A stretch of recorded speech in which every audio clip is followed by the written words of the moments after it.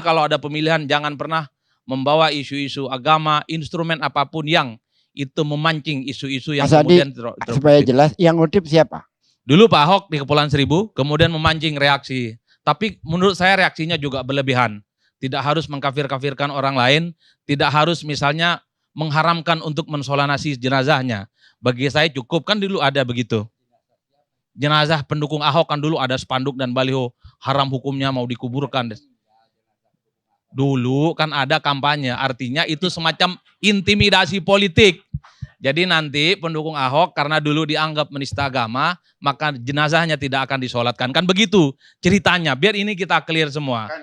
Bagi saya ini biar islah Bang, sorry. karena terus-terusan Kan terfaksionalisasi nggak produktif. pendukung Ahok juga banyak yang agamanya Islam, ya solatkan aja. Kan gak ada masalah juga sebetulnya. Ya betul. Jadi bukan politisasi agama sebetulnya ini. Intinya ini bagi aja saya keinginan pihak-pihak aja. Bagi saya ini yang saya bilang pada satu pembelajaran. narasi yang Ini saya bilang berkepanjangan, tidak produktif. Sebenarnya itu juga tidak terlampau ada gunanya bagi kita. Ya, makanya kita sudahi dan ini menjadi ajang momentum bahwa di 2024 nanti mayo kita bersalaman. Apa sih yang diperebutkan dalam politik? Toh ujung-ujungnya kekuasaan. Mari belajar banyak dari Prabowo dan Jokowi. Kalah pun menikmati kekuasaan gitu loh Pak. Ini kita berkelahi itu ya.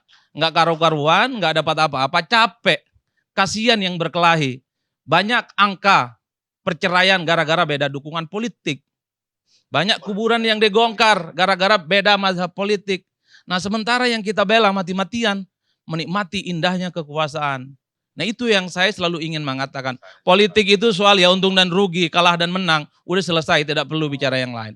Terkait dengan penggusuran, oke, penggusuran secara paksa. Secara simbolik misalnya kampung akuarium kemarin dibangun kembali oleh Anies. Semua orang tepuk tangan. Tapi catatan LBH Jakarta Bang, kita tidak bisa menutup mata. 2019, 2020, Anies juga banyak penggusuran. Ya, demi kota administrasi dan tertib dan indah di Jakarta. Jakarta Selatan misalnya ada 20 titik yang digusur. Jakarta Pusat ada 22 titik.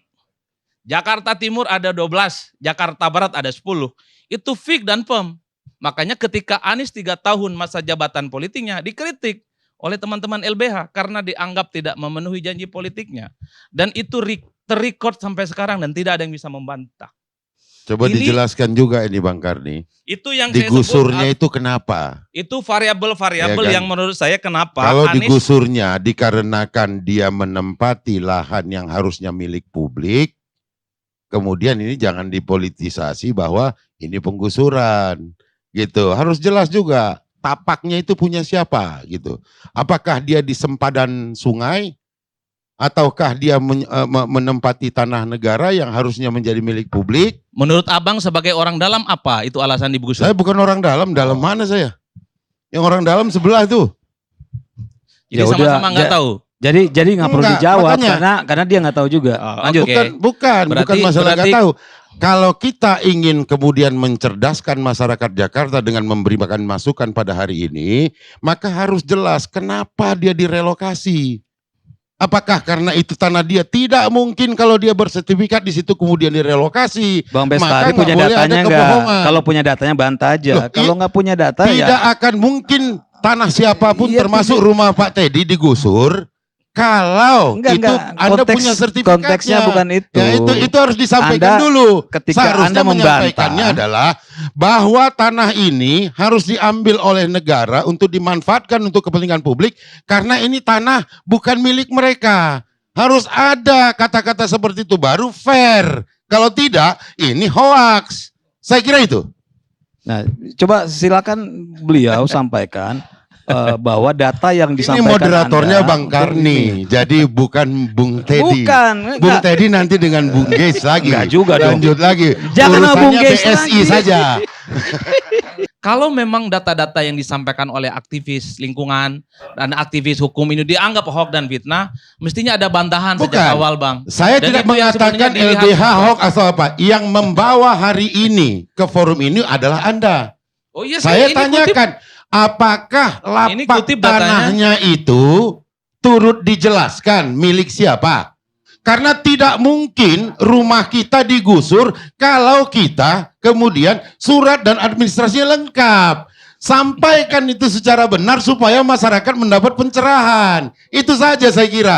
Maka penelitian yang seperti ini harus berulang kali diuji. Saya kira itu. Ya, ini problemnya. Bertanya pun juga harus pakai data, Bang. Iya, makanya tunjukkan Sekarang dulu datanya gini, apa. Ini data hotel terbuka ini, ya. Ini data hotel ini terbuka. boleh nggak digusur? Bentar dulu, ini Nggak, data terbuka hotel ini ya. boleh nggak digusur? Nggak boleh. Dan karena saya surat-suratnya cross-check lengkap. berulang-ulang. Saya Tidak cross-check mungkin. berulang-ulang ini datanya. Gitu. Makanya saya Ya. bilang, Mas. Maka ketika ada dirampas tanah itu perbuatan pidana. Makanya saya bilang, Gitu Mas. loh. Konteks yang dibicarakan tuh berbeda dengan yang saya Mas sampaikan. Jadi Lanjut aja. Saya mau lanjut itu Nggak, ya, nggak. Bang. Karena dia tidak mau sama terjebak sekali pada tidak memiliki data. diskusi yang Udah, lanjut. Ini sebenarnya perlu terlampau. disampaikan secara benar. Kalau memang tanah yang dimiliki oleh orang per orang secara sah dan legal sesuai aturan Gimana Bang, ketentuan saya mau perundangan menyampaikan berlaku, secara baik, sah dan benar belum selesai dipotong. Anda sudah mengatakan tadi bahwa terjadi penggusuran ini itu. Oh, iya, Tapi itu disebutkan datanya. di atas tanah siapa? Itu kan disebutkan Ya. datanya. Ya, Saya udah belum jelas. titik, ini baru Udah koma. jelas. Supaya tidak terjadi kebohongan publik. Iya. Artinya apa? Ini kan yang jelas data terbuka. Ya, bisa diomongkan besok. Gugat itu LBH-nya. Pinta Anda datanya. ngomong hari ini di sini, ya saya ngomong di sini, gitu loh. Lah saya kan Bisa saja itu menjadi bahan meneliti dan saya melihat untuk kemudian fakta-fakta yang melakukan muncul. advokasi, boleh, gitu loh. Itu melihat data-data faktual yang Ya udah, muncul. biar Dan dia ini selesai. lama loh. Ini data Biar dia 2019, selesaikan. data tahun 2020, data 2019, nggak ada yang bantah kok. Kok tidak ada yang nanya kritis-kritis begini? Kan saya kan menyampaikan apa yang saya lihat, apa yang saya diskusi dan saya teliti. Ya udah. Kenapa kalau ada ini saya yang baju. menyampaikan, kenapa tiba-tiba diprotes? Kan begitu Pak. Enggak Tanya, masalah sih sebenarnya. apakah datanya valid? Kenapa nggak dari dulu? itu Memang dia disampaikan? digusur. Jadi, saya Digusur mau- itu Mas Anda Taufik harus itu, sampaikan bahwa sebetulnya ini adalah- tanahnya milik siapa. Itu Itu yang aja. saya mau stop di situ. Ini adalah variabel-variabel. Kalau cuma Kenapa disampaikan kemudian itu motor banyak- saya ditangkap polisi, orang motornya mungkin bodong. Itu. Tapi sampaikanlah bodongnya Jadi itu. mau stopnya terlepas dari apapun yang terjadi saat ini, Formula E selesai. Sekalipun masih banyak footnote-nya. Pak Anies kemarin bersaksi di KPK. Tapi minimal ada klaim politik bahwa Pak Anies itu bukan hanya gubernur yang dianggap sebagai gubernur kata-kata selama ini. Yang sering kritis disampaikan oleh teman-teman PSI dan teman-teman PDIP. Kemudian juga ada Jakarta International Stadium. Itu adalah klaim yang cukup luar biasa. Ada proyek mercusuar yang Anies bisa tunjukkan ke berbagai orang. Dia sudah melakukan sesuatu yang fenomenal dan spektakuler. Kita juga tidak bisa menutup mata. Tamrin Sudirman itu bersolek dengan indah Bang. Indah sekali trotoar, jalannya juga bagus lah. Bahkan banyak yang membanding-bandingkan jauh lebih bagus ketimbang Singapura. Itu kita tidak bisa menutup mata. Termasuk misalnya soal penataan Condet ya. Taman Condet yang belakangan viral juga. Itu luar biasa. Tapi yang kemudian menjadi ramai adalah karena ada instrumen variabel ya Be. Variabel dan unsur-unsur yang dulu dianggap menjadi ruh penting soal bagaimana perubahan Jakarta itu tidak tuntas sama Pak Anies. Misalnya soal bagaimana menuntaskan banjir ya. Ketika misalnya ada rencana 6 juta titik, kenapa yang terrealisasi cuma 5? 2 juta maksud saya, kenapa yang terrealisasi cuma 5?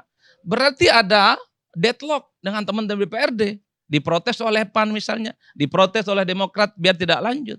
Ini kan juga persoalan yang dianggap gagal. Bagaimana Pak Anies yang tidak punya partai, tidak punya jalur tol untuk mengkomunikasikan hal ini dengan baik ke partai.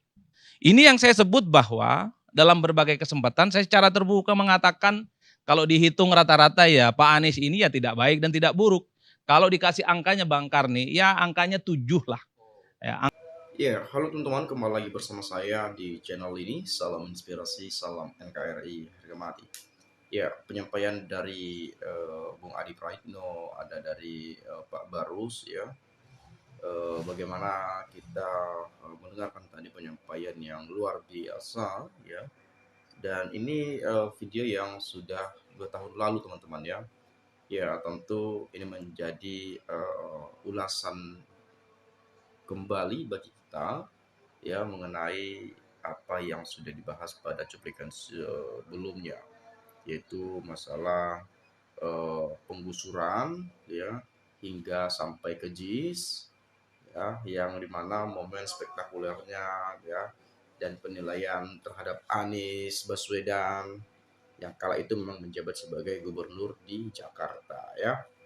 Nah, kalau saya melihat di sini ada penilaian masyarakat Indonesia, tentu saya tidak akan jauh mengulas apa yang sudah disampaikan. Saya rasa teman-teman juga sudah mendengarkan dan memahaminya. Di sini saya akan baca bagaimana pendapat dan penilaian teman-teman kita yang berkomentar di video ini. Saya awali dari Antika Gus. Dia bilang kalah menang menikmati kekuasaan, tapi rakyat disuruh bayar utang. Pajak naik, BBM naik, hanya pikiran yang tidak naik. Kata-katanya keren di awal tapi menyengsarakan rakyat. Jokowi sampai mati nggak akan bakal menang. Sudah tahu rekam jejak sama masalah yang cerdas. Bestari udah kayak Ngabalin. Dulu Ngabalin maki-maki Pak Jokowi, sekarang muja-muja Pak Jokowi. Sekarang Bestari dulu muja-muja Jokowi dan kritik keras Anies, sekarang bela mati-matian Anies. Kita belajar dari mereka berdua yang model begini. Artinya apa siapapun nanti yang terpilih menjadi presiden 2024, presiden kita dan kita wajib hormati. Nah, ini perihal politik teman-teman ya. Politik ini memang kalau saya lihat dari kacamata orang awam gitu ya. Politik ini suatu waktu bisa berubah kapanpun, dimanapun, siapapun, kepada siapapun bisa berubah. Ya, suatu waktu bisa kawan menjadi lawan dan lawan bisa jadi kawan. Tergantung adakah kepentingan atau kecocokan dalam misi gitu ya, atau adakah kecocokan kepentingan-kepentingan tertentu. Ya, pasti ada kesana juga ya. Kalau saya melihat dari kacamata orang awam ya. Kemudian ini pengamatnya katanya datanya fair. Cuma disuruh jelaskan nggak tahu dan cuma bacot doang. Nggak bisa menjelaskan. Gayamu tong seakan-akan kelompok elu yang paling benar. Bukannya kelompok elu yang membuat fitnah sana fitnah sini. Kutu kupret lu tong katanya ya. Praitno nggak cocok jadi analisis apalagi akademisi karena dia kelihatan berat sebelah. Lo netral dong bro, biar lebih rasional. Ya, mati aja bawa agama apalagi hidup cari pemimpin. Angka perceraian bukan beda politik bro. Ekonomi yang minus ngaur saja lu ngomong. Justru rezim ini yang membuat perceraian, jangan suruh ngomong bohong ya. Adi Praitno, wawasanmu kurang luas. Sebagai pengamat politik seharusnya netral sehingga ketika bersuara tidak berat sebelah. Orang kalau sudah terkena penyakit hati, bawakannya ya fitnah terus, kalau perlu jatuh dan hancur sehancur-hancurnya. Zaman terbalik, yang lurus junur dipenjarakan, yang rampok uang negara dipuja-puja, yang suka berbohong menipu rakyat disanjung-sanjung setinggi langit.